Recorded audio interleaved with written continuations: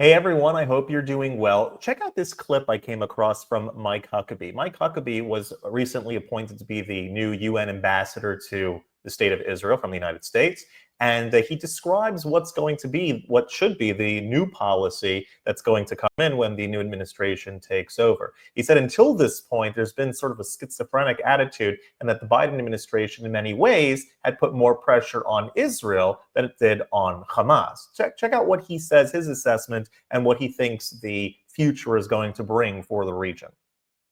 But what we've had is a schizophrenic policy toward Israel. We've put far more pressure with Joe Biden on Israel than we have on Hamas, Hezbollah, and most importantly, the people who write those checks, the Iranians. Why haven't we put pressure on them?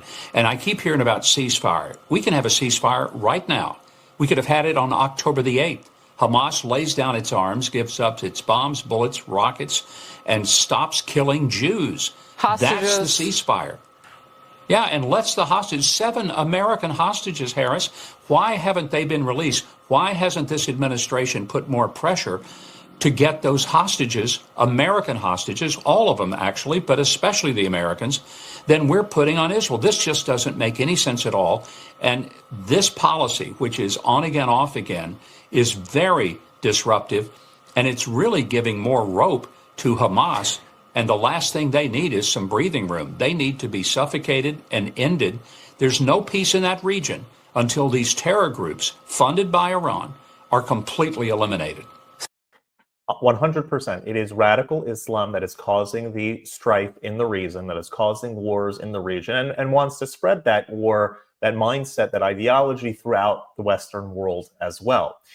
Containing that and eliminating that is the only way forward. And it seems that with regard to the hostages, that there's going to be a turning point very soon. I know there are some new deals on the table and in discussion.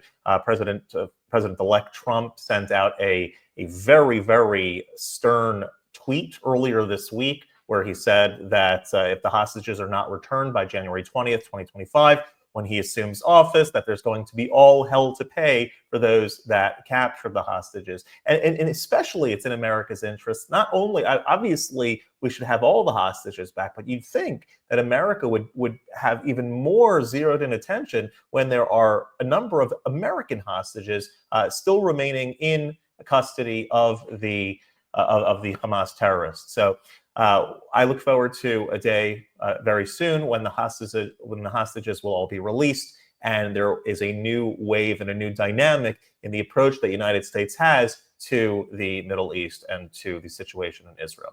All right, if you like this content overall, I highly, highly suggest that you hit that subscribe button over there in the corner. We'd love to stay in touch with you, and have a wonderful day, everybody.